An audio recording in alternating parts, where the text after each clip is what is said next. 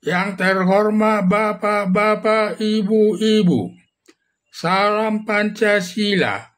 Pada hari Selasa tanggal 21 Januari tahun 2025, saya akan mengomentari mantan Presiden Jokowi minta bantuan Presiden Prabowo mengkritik OCCRP terkait tudingan terkorupsi di dunia tahun 2024. Setelah mantan Presiden Joko Widodo mendapat nominasi ketiga terkorupsi di dunia tahun 2024 versi OCCRP, di mana nominasi pertama terkorupsi di dunia tahun 2024 versi organisasi Criminal Corruption Report Project atau OCCRP diraih Presiden Bashar al-Assad selaku Presiden Suriah yang dijatuhkan pemberontak Al-Jauhari yang melarikan diri ke Rusia yang ditampung di Rusia alasan kemanusiaan. Sedangkan nominasi kedua diraih Presiden Ghana dari Afrika sebagai terkorupsi dan nominasi ketiga terkorupsi di dunia tahun 2024 adalah mantan Presiden Joko Widodo versi OCCRP. Semua ada 5 nominasi terkorupsi di dunia tahun 2024. Atas tudingan organisasi jurnalis internasional yang menuduh mantan Presiden Joko Widodo terkorupsi di dunia tahun 2024 sampai dibantahnya dan menantang mana uang negara yang dikorupsi mantan Presiden Joko Widodo. Kalau benar melakukan korupsi, laporkan saja kepada aparat penegak hukum. Hanya saja aparat penegak hukum tidak ada yang berani menindaknya, terlebih Komisi Pemberantasan Korupsi yang sudah berhutang budi kepada mantan Presiden Joko Widodo sebelum mantan Presiden Joko Widodo belum purna tugas sebagai presiden kurang 2 bulan lagi. Langsung Presiden Joko Widodo mengusulkan 10 orang pansel ke Dewan Perwakilan Rakyat untuk memilih 5 orang sebagai ketua, wakil ketua, 3 anggota komisioner Komisi Pemberantasan Korupsi. Setelah terpilih 5 orang tersebut sebagai komisioner KPK, langsung dilantik. Hal inilah alasan Komisi Pemberantasan Korupsi tidak mau menangani terkait tuduhan jurnalis internasional bahwa mantan Presiden Joko Widodo terkorupsi di dunia tahun 2024, walaupun banyak desakan masyarakat kepada Komisi Pemberantasan Korupsi supaya menangkap dan menahan mantan Presiden Joko Widodo serta menjatuhkan hukuman mati seperti permintaan Mahua mantan aparat Komisi Pemberantasan Korupsi.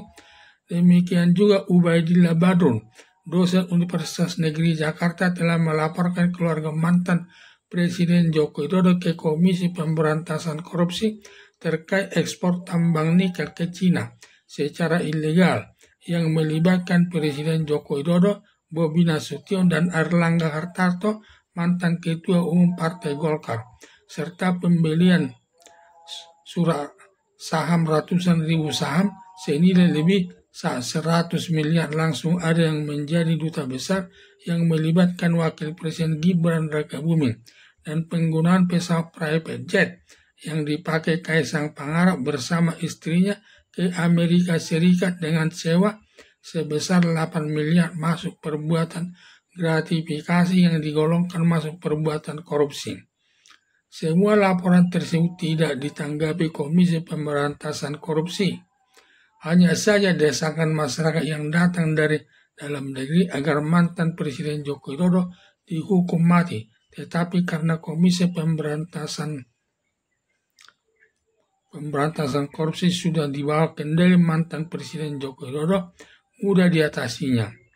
Yang sulit diatasinya masalah jurnalis internasional, karena pendukung mantan Presiden Joko Widodo sudah banyak membantah tudingan jurnalis internasional tidak benar, terlebih pernyataan Noel bahwa tuduhan jurnalis internasional tersebut tidak benar dan diragukan kinerjanya jurnalis internasional versi OCCRP tersebut.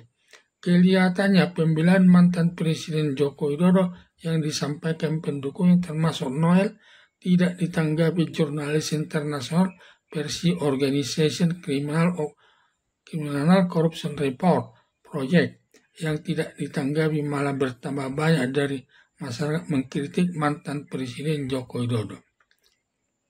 Terkorupsi di dunia tahun 2024. Mengingat bantahan pendukung mantan Presiden Joko Widodo tidak ditanggapi jurnalis internasional versi OCCRP yang dianggap tidak pantas ditanggapi. Ada dugaan bila negara yang mengkritik jurnalis internasional versi OCCRP akan ditanggapi jurnalis internasional diduga berita mantan Presiden Joko Widodo akan ditarik dari peredarannya dan memberikan bahwa pemberitaan tersebut dimuat karena adanya kekeliruan dari jurnalis internasional versi OCCRP akan menjadikan nama baik mantan Presiden Joko Widodo akan pulih kembali. Dengan alasan tersebut, mantan Presiden Joko Widodo minta kepada Presiden Prabowo Subianto atas nama negara Indonesia untuk mengkritik jurnalis internasional versi OCCRP, tetapi Presiden Prabowo Subianto tidak mau terlibat terkait tuduhan jurnalis internasional versi OCCRP dengan tuduhan mantan Presiden Joko Widodo terkorupsi di dunia tahun 2024 dengan alasan sebagai berikut. 1. Yang ditakutkan nanti merembet kepada diri Presiden Prabowo Subianto berakibat kepemimpinan Presiden Prabowo Subianto jatuh di mata masyarakat Indonesia karena Presiden Prabowo Subianto tidak bersih-bersih amat dalam melakukan perbuatan korupsi. Sebelumnya ketika menjawab Menteri Pertahanan melakukan perbuatan korupsi atas pembelian pesawat perang bekas yang mengandung perbuatan korupsi. Demikian juga ketika menangani proyek pengadaan pangan atau food estate di Kalimantan Timur, di mana anggaran proyeknya habis tetapi proyeknya gagal masuk perbuatan korupsi. 2. Apalagi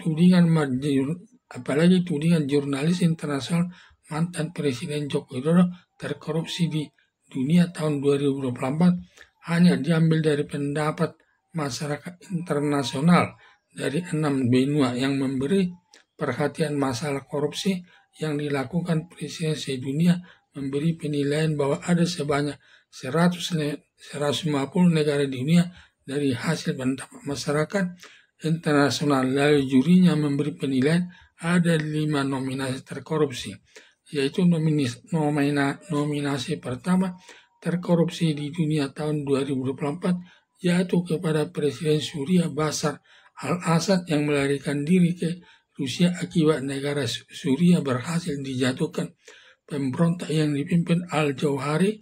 Nominasi kedua jatuh kepada Presiden Ghana, Afrika, dan nominasi ketiga terkorupsi di dunia tahun 2024 jatuh kepada mantan Presiden Joko Widodo. Semua ada 5 nominasi terkorupsi di dunia tahun 2024. Berarti bukan kesalahan jurnalis internasional versi OCCRP yang berpusat di Den Haag, Belanda. Kalaupun dikritik Presiden Prabowo Subianto akan malu sendiri karena masyarakat internasional tidak bisa dilarang memberi pendapatnya yang dianggapnya baik untuk memperbaiki perilaku para koruptor di dunia ke depan. Berdasarkan alasan di atas, Presiden Joko Widodo tidak menanggapi permintaan mantan Presiden Joko Widodo yang dampak negatifnya bisa kepada diri Presiden Joko Widodo sendiri. Harapan saya sudah tepat Presiden Prabowo Subianto tidak menanggapi permintaan mantan Presiden Joko Widodo yang berdampak merusak dirinya sendiri bila sampai mengkritik jurnalis internasional yang menuding mantan Presiden Joko Widodo terkorupsi di dunia tahun 2024 versi OCCRP tersebut. Sekian dan terima kasih.